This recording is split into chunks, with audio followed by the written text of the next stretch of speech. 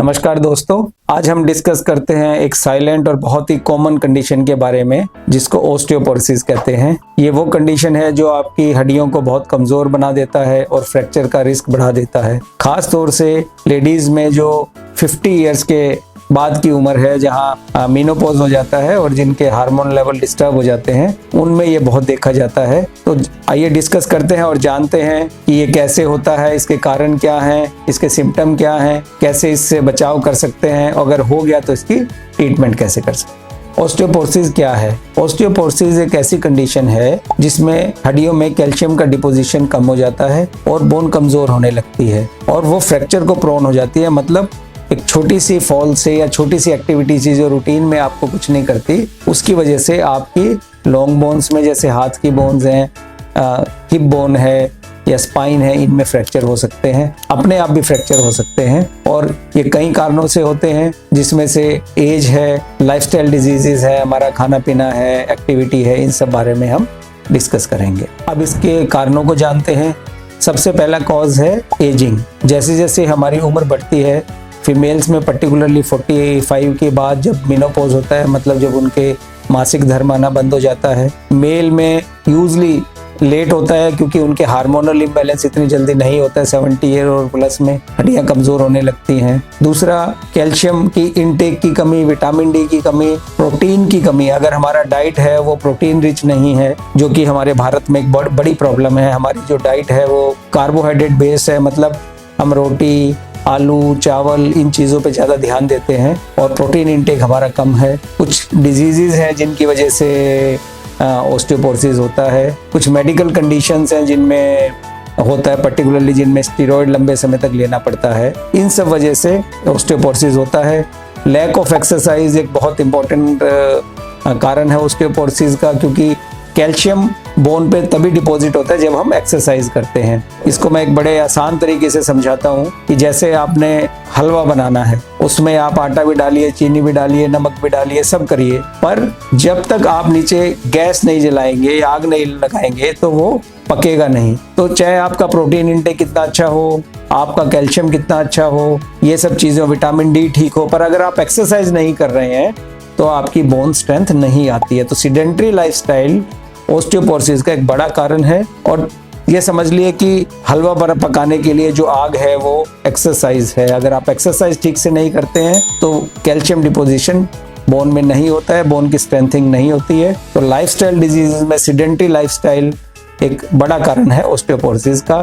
फिर जो पेशेंट जिनको स्टेरॉयड लेना पड़ता है लंबे समय तक, उन लोगों को ओस्टियोपोरोसिस बहुत होता है, क्योंकि स्टेरॉयड जो होते हैं वो ओस्टियोपोरोसिस करते हैं। स्मोकिंग एंड अल्कोहल एक बड़ा रीजन है ओस्टियोपोरोसिस का, तो इसका मॉडरेट इंटेक होना चाहिए, स्मोकिंग अवॉइड करनी चाहिए। फीमेल में जैसे मैंने बात की थी, हार्मोनल चेंजेस जो होते हैं पर्टिकुलरली मेनोपॉज के बाद, वही बड़ा कारण होता है ओस्टियोपोरोसिस का, क्योंकि उनकी ऑलरेडी से पहले से ही उनकी डाइट अच्छी नहीं होती, कैल्शियम इंटेक अच्छा नहीं होता, और ऊपर से जब हार्मोनल इम्बैलेंस होता है तो उनमें हड्डियां कमजोर होने लगती हैं और ओस्टियोपोरोसिस होने लगता है। अब सिम्टम्स में आते हैं। यूजली ओस्टियोपोरोसिस में ये साइलेंट डिजीज होता है, आपको कुछ पता नहीं चलता। अचानक आप हल्का सा गिरे और फ्रैक्चर हो गया, या बिना गिरे फ्रैक्चर हो गया, स्पाइन का, हाथ का, कुल्ले की हड्डी का। जैसे बुजुर्गों में आपने सुना होगा, घर में इस तरह के फ्रैक्चर हो जाते हैं, यूजली लाइफ थ्रेटनिंग हो जाते हैं। इस तरह के फ्रैक्चर स्पॉन्टेनियसली हो जाते हैं, तभी पता चलता है। कभी कभी माइक्रो फ्रैक्चर होते हैं तो स्पाइन पेन होना, बैक पेन होना, हिप एरिया में पेन होना, ये सिम्टम है। लॉन्ग बोन्स में पेन होना, जैसे शिन बोन है उसमें दर्द होता है। यूजली हम सिम्टम को इनको इग्नोर करते रहते हैं, हल्के जो दर्द डिफ्यूज पेन होते हैं, और अल्टीमेटली जब फ्रैक्चर होता है और उस तरह का पेन होता है तो हमें पता लगता है कि ये हमारा, जब जांच होती है तो ओस्टियोपोरोसिस है। अब बात करते हैं कि इसको बचाया कैसे जा सकता है। तो जागरूकता सबसे बड़ा बचाव है। सबसे इम्पोर्टेंट है balance diet and balance life. सिर्फ डाइट नहीं, लाइफ भी, जिसमें स्लीप का रेगुलर होना, एक्सरसाइज का रेगुलर होना, अपनी डाइट ठीक से लेना, जिसमें कैल्शियम, प्रोटीन ये होना चाहिए। विटामिन डी की कमी ना होना, तो थोड़ा धूप में जाएं।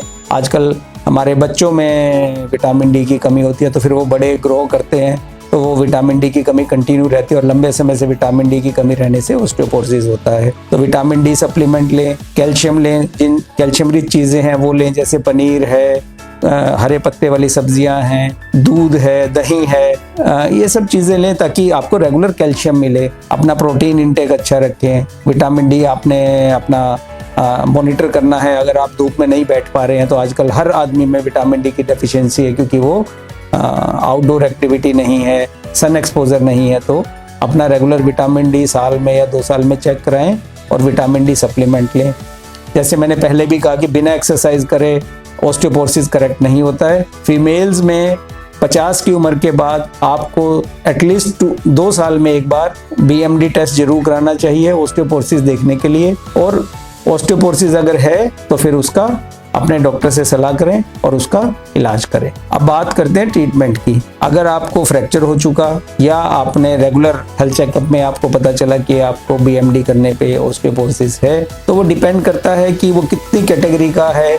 वो ऑस्टियोपेनिया है, कमी है, या पोरोसिस है कि बहुत ज़्यादा हो चुका है और आपका फ्रैक्चर का रिस्क बहुत ज़्यादा बढ़ चुका है। तो अगर आप पीनिया वाली रेंज में है, दैट मीन्स ऑस्टियोपेनिया है और आपको कमी है, बोन शुरू हो गई है कमज़ोर होनी, तो ऐसे में अपना जैसे हमने पहले बात की, विटामिन डी है, कैल्शियम है, प्रोटीन इंटेक है, एक्सरसाइज है, इन सबको रेगुलर स्टार्ट करें, इनको ऑप्टिमाइज करें इनके लेवल। प्लस बिसफॉस्फोनेट्स करके मेडिसिन्स होती हैं, वो हफ्ते में एक बार या महीने में एक बार दी जाती हैं, वो लें। और कैल्सीटोनिन या इस दूसरी तरह के नेजल स्प्रे आते हैं, वो आप ले सकते हैं। तो ये लेने से आप अगर ऑस्टियोपेनिया है तो बच सकते हैं। पर अगर आपको फ्रैक्चर हो चुका है या ऑस्टियोपोरोसिस है तो फिर आपको इंजेक्टेबल्स लेने पड़ते हैं। उसमें एक 6 मंथली इंजेक्शन आता है जिसको डेनिसुमैब बोलते हैं। ये इंजेक्शन आपके खाल के नीचे दिया जाता है और 6 महीने में एक बार दिया जाता है। इसके अलावा फिर डेली इंजेक्शंस लगते हैं आपको, आपके जैसे इंसुलिन इंजेक्शन लगते हैं खाल के नीचे पेट में, वो डेली आपको डोज लेनी होती है और इसका तब इलाज हो पाता है। और सबसे बड़ी बात इसमें इम्पोर्टेंट ये है कि ये 2, 4, 5 महीने में ठीक नहीं होता।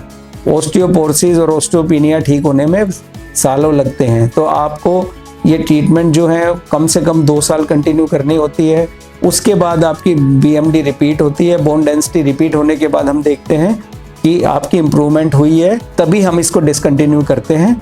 और जैसे बिसफॉस्फोनेट्स हैं, ये हो सकता है आपको लाइफ लॉन्ग खाना पड़े, तो ये लंबे इलाज हैं, ये आपको ध्यान में रखना है। आप सिर्फ महीना 2 महीने में ऑस्टियोपोरोसिस और ऑस्टियोपेनिया का इलाज नहीं करवा सकते हैं। Then exercise and physical therapy, जैसे हमने पहले बात की थी, वो एक इम्पॉर्टेंट रोल प्ले करते हैं बोन हीलिंग में भी। क्योंकि अगर ऑस्टियोपेनिया ऑस्टियोपोरोसिस है अगर और आप एक्सरसाइज स्टार्ट नहीं करते हैं, फिजिकल नहीं कर पा रहे तो फिजियोथेरेपी करवाइए।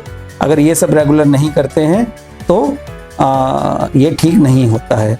कभी कभी इसके लिए हम हार्मोनल थेरेपी भी देते हैं अगर सब चीज़ें बाकी काम ना कर रही हो। फिर क्लोजिंग रिमार्क में एक बहुत इंपॉर्टेंट चीज़ है, अगर घर में बुजुर्ग हैं तो फॉल प्रिवेंशन करना चाहिए। मतलब आपको ऐसा एनवायरनमेंट क्रिएट करना है कि बुजुर्ग घर में गिरे नहीं, क्योंकि गिरेगा तो जल्दी फ्रैक्चर होने के चांस रहते हैं। तो उसी तरह का उनका सपोर्ट सिस्टम, बाथरूम की टाइल्स हैं, बाथरूम में जब बैठ उठ रहे हैं तो उसको होल्ड करने के लिए है, नहाने की जगह है, टॉयलेट जाने की जगह है, बेड से उतरने के बाद, इन सब चीज़ों का ध्यान रखना है।